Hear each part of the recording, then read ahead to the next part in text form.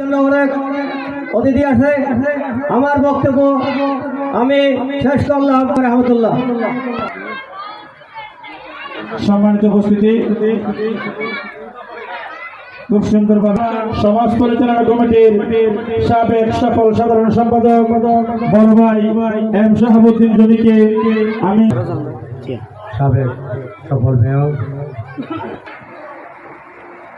আমাদের সমাজসেবক আবু ভাইয়ের ভাই এবং সুলতান ভাই, মোবারক ভাই এবং বর্তমান সভাপতি রফিক ভাই, সাধারণ সম্পাদক এবং কার্যকরী কমিটির নেতৃবৃন্দ, সমাজ প্রতিনিধিগণ, উপস্থিত অত্র এলাকার